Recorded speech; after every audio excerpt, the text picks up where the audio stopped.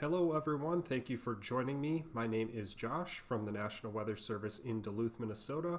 And in this video presentation, we're going to talk about basically a climate summary of what we've experienced with climate, drought, and hydrology so far this year in the late winter through spring, leading up to the point that I'm making this video. And this is being recorded on Sunday morning, June 9th, 2024 at about 3:45 a.m. So we're going to talk about basically what we've experienced so far this year and take that and talk about what we might expect for the rest of the summer around the Northland. So this is going to be an informational presentation. Hope you enjoy it.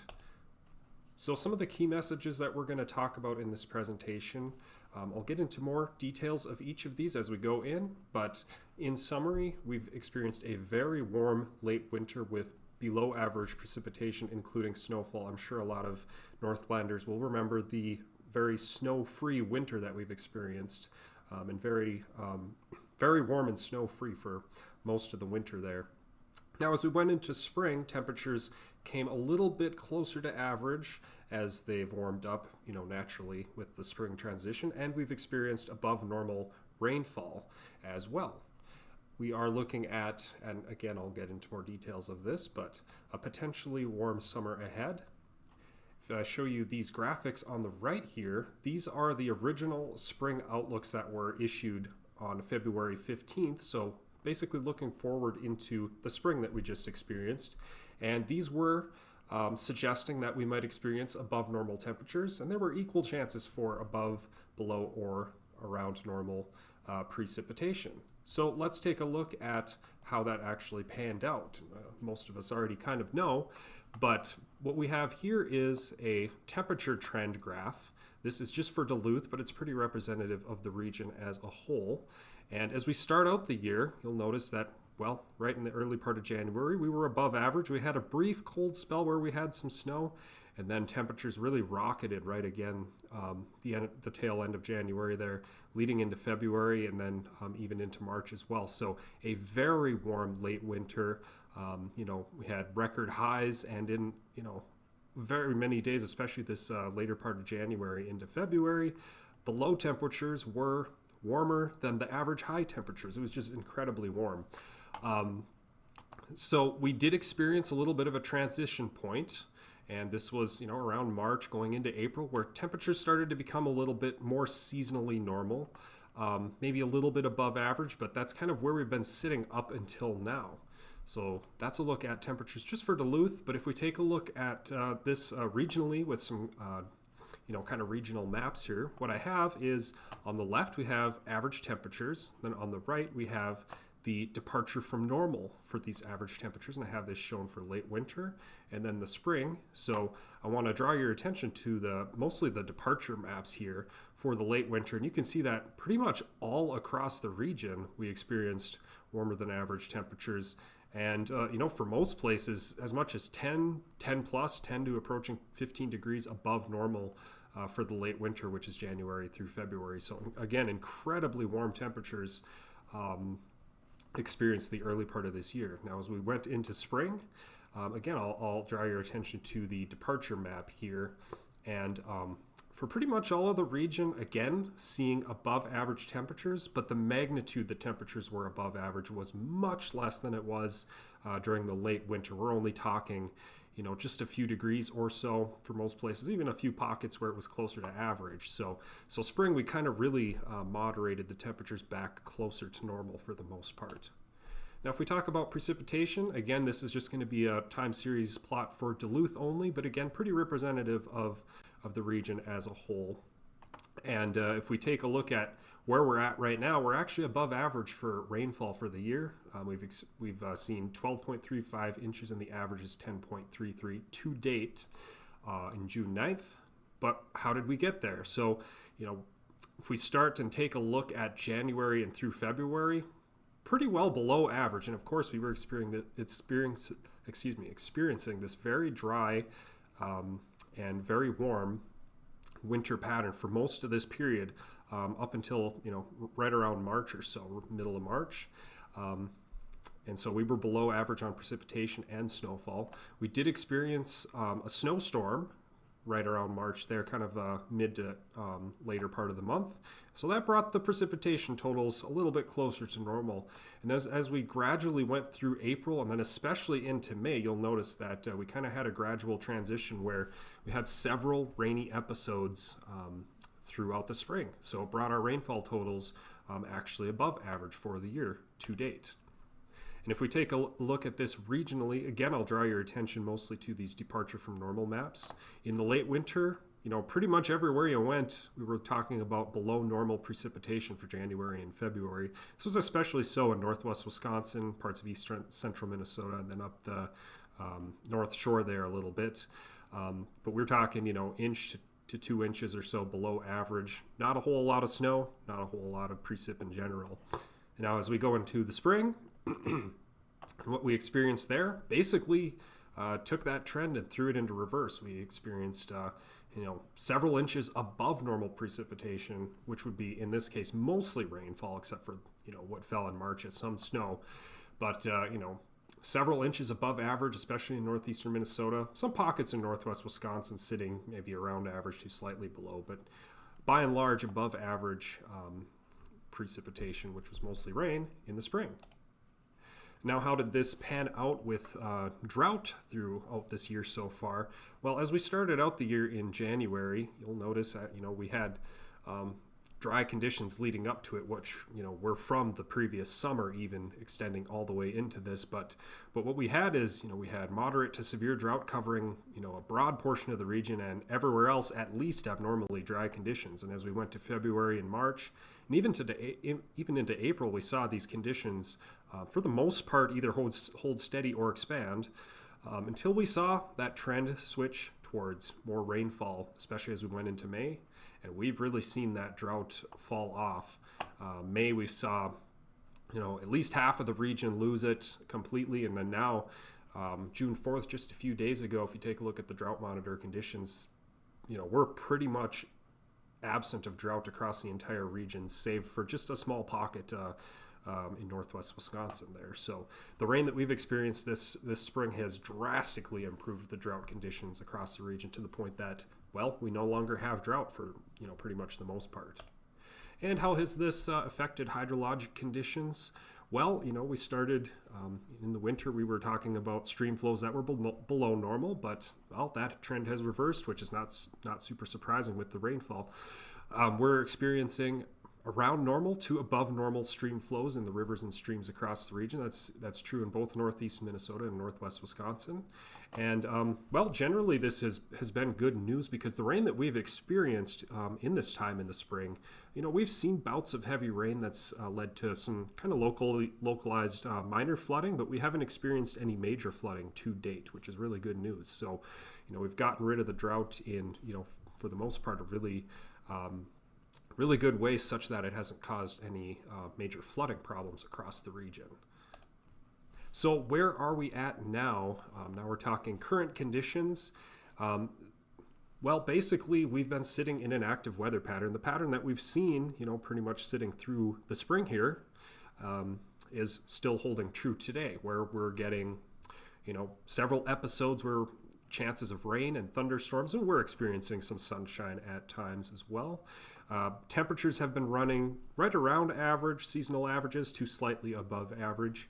I've got a few charts over here showing the forecast for the next week or so. Of course, if you're watching this video after June 9th, this will be out of date, but at least for this morning, basically what we're looking at for the next week is temperatures gradually warming up a bit towards the midweek there. And as you can see, pattern kind of continues with periodic chances for rain and some thunderstorms sprinkled in there. And if you look at sky cover, you'll notice, well, we've got periods of clouds, we've got periods of less clouds, and probably some sunshine. So it's kind of this on and off pattern of some rain and thunderstorm chances, followed by maybe you'll see a day of sunshine. So that pattern that we've been experiencing seems like it's going to be holding true for the next week or so.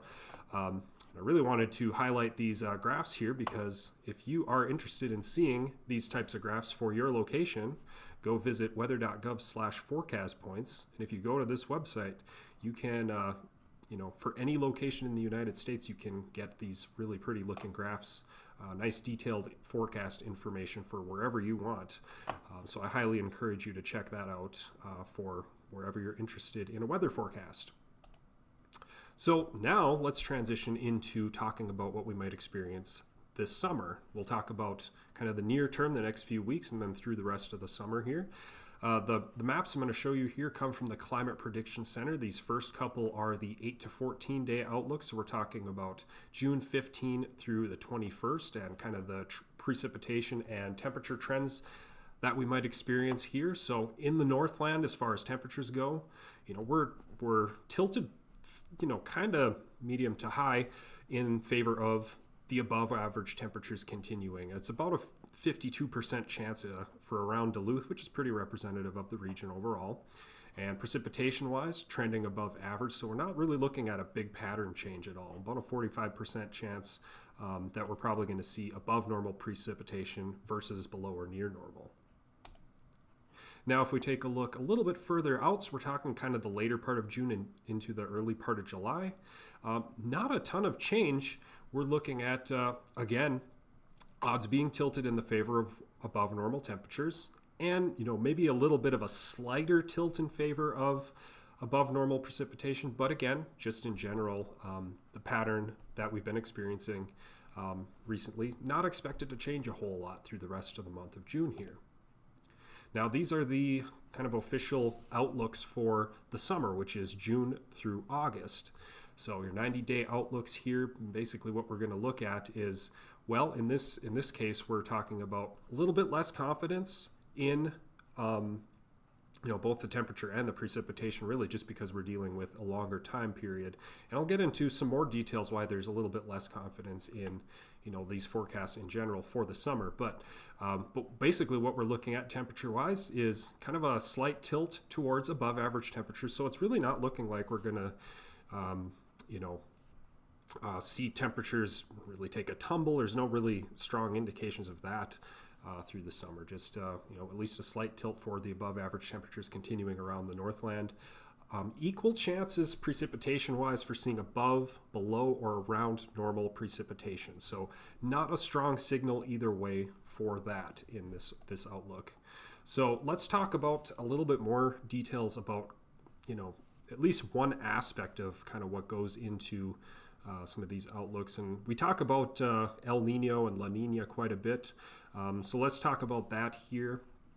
Because basically what we're experiencing right now is an El Nino that is very likely to transition to a La Nina throughout this summer here. We're talking about a 49% chance in the period June through August, basically the summer, and then by the time we get to the end of the summer, July through September, is about a 69% chance that we will transition to a La Nina through that time. We do have a La Nina watch in effect, and basically that just means conditions are favorable within the next 6 months for conditions to transition towards that La Nina. And you can see this graph on the right here basically shows where we've been at the kind of current time. This is a little bit dated. It's from May, but still it shows the trend that we're expecting in basically a transition to maybe a brief neutral period as we go into the summer months here, but really very high probabilities that we're going to be transitioning to a La Nina, which will most likely persist through the fall and then into the winter as well.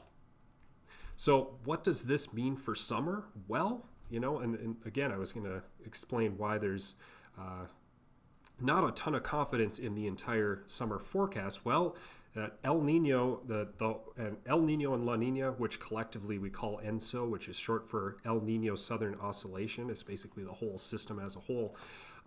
It typically doesn't have a major effect on the Northland in the summer. It's one of those climate predictors that usually has really high predictability. Versus all the other teleconnections that are out there, which is why we talk about it quite a bit. But the way that it is, if you take a look at these maps here for the summer, whether we're talking about El Nino or La Nina in North America, generally just not very strong effects from El Nino or La Nina. We tend to get most of our effects in the winter from that. So however, there are a few weak historical signals where we've had if we take a look at the past seasons where we've gone from a strong El Nino leading into a La Nina in the summer. So we can pick out a little bit of details from that. So let's take a look at that. I've pulled a few maps here that basically show composites. You basically take the years that we have where we've had these strong El Ninos that transition to La Nina and take averages and come up with these little plots here. So this one that you see on the right is surface air temperature anomalies. And so basically where you see these warm colors, these the greens, yellows, and reds, that means there's a trend for those years to experience some above normal temperatures. The trend is highest when you get into the central plains, but the signal is felt up here in the Northland as well. So that's something to kind of talk about, and that's of course included in the Climate Prediction Center's outlooks. Now, if we talk about rain, it's a little bit more of a messy signal. So take a look at a similar map for precipitation that we see and anomalies thereof. You can, maybe there's a few hints of above normal precipitation, in our region here, but it's very spotty, and really it just in general it seems that El Nino doesn't end so, or this transition from an El Nino to La Nina doesn't have a huge influence on precipitation. Maybe a slight positive bias favoring slightly above normal precip. Now, how does this, if we talk about thunderstorms, we talked about rain, but what about thunderstorms? Well, here's another couple maps here, and these are a little bit more technical. I'll try to explain these a little bit. This one on the left here is composite anomaly of precipitable water. Well, what is precipitable water? Basically, to kind of simplify it, you can think about it as how much total water is there available in the atmosphere to fall as rain. And so essentially what we're talking about there is, it's just greater moisture values. So wherever you see these, again, the warmer colors here in this map, the kind of green, yellowish colors, that means there's a trend for higher precipitable water, or, higher potential for rain. And we do see a little bit of signal for that here in the Northland. The one on the right here is called CAPE. It's an acronym that stands for Convective Available Potential Energy. Now, what is that? That's a pretty fancy term. So, well, if we simplify that, you could think of CAPE as fuel for thunderstorms, if we really simplify it. So it basically just is a measure of instability or potential instability. And again, where you see kind of these warmer colors, there's greater, over these years that we've had the El Nino to La Nina transition in the past, a little bit of a higher numbers, which indicate over those years potential, a little bit of higher CAPE, which means a little bit more fuel for thunderstorms. And so we see that signal a little bit more prominently over, let's say the, South Dakota, Nebraska areas, but it just a slight signal over our area as well. We talked about thunderstorms. What about severe weather? Well, Climate Prediction Center, climate.gov here, as you can see in the bottom right for the source of these images, these basically show the El Nino and La Nina influences for both tornadoes and hailstorms, so in the summer, and basically what trends we can get from those whenever we have one or the other. And for the Northland, really not a very strong signal either way. No matter whether you're talking El Nino, La Nina, tornadoes, or hailstorms, the signal's really it's very weak either way. We see some higher trends across, the southern plains, Oklahoma, Texas, and those places, but it's a pretty weak signal overall around the Northland. But just for fun, I pulled historical information for severe thunderstorm warnings and tornado warnings that the Weather Service in Duluth has issued in the past years. So that's what this map shows over here. It's as you go throughout the entire year, basically sums up the amount of severe thunderstorm warnings and tornado warnings that the Weather Service in Duluth has issued by year. So you can see some of the higher years, the highest year, 2008, 2006, some very active seasons, and there's a lot of them clustered in the middle here, and towards the bottom. So some of these really high years, we're talking about 200 to 250 or so of these warnings issued.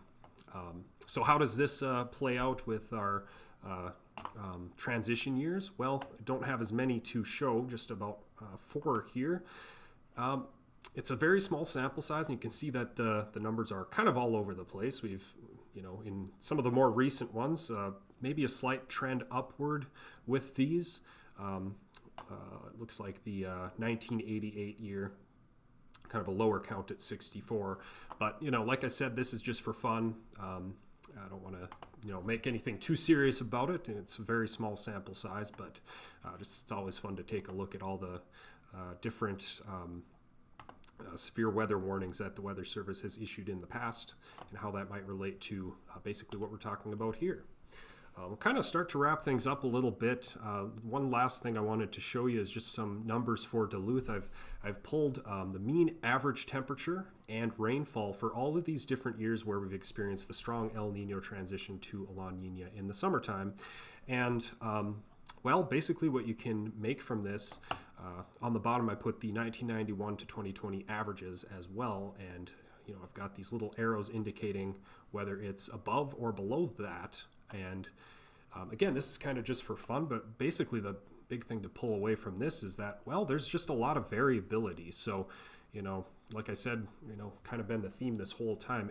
The whole ENSO cycle doesn't play a huge role in, being able to predict how a summer's going to turn out. But there's some slight trends. And if we take a look at these most recent years, 1998, 2010, and 2016, which, we should probably look at these more so than the other years if we're going to compare to these 1991 to 2020 averages. Well, at least for 2010 and 2016, we saw temperatures that were, about a degree above average, and precipitation that was, an inch or two above average. And kind of seems like that's, based on all the other data we've been looking at, that seems to be kind of where we're potentially heading for this summer.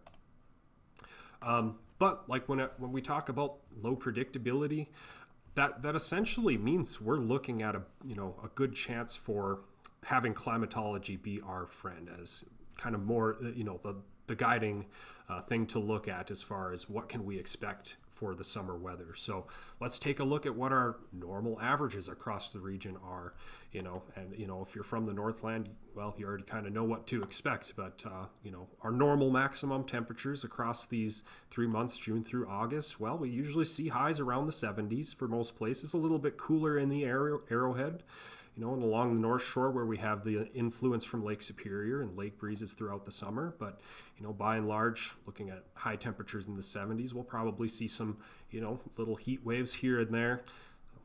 Plenty of places, especially as you get towards the Brainerd Lakes and, northwest Wisconsin, seeing highs in the 80s, perhaps some 90s, that sort of thing. Low temperatures, normally we see lows in the 50s, colder along the Arrowhead, and then a little bit warmer as you get, further south.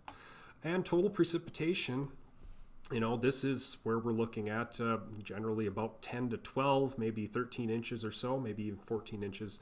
So about 10 to 14 inches across the region for the summer. And, generally that's what our climatology is. And more or less that's what's favored this year. So, but we'll take a second here to kind of just wrap things up a little bit with final key messages.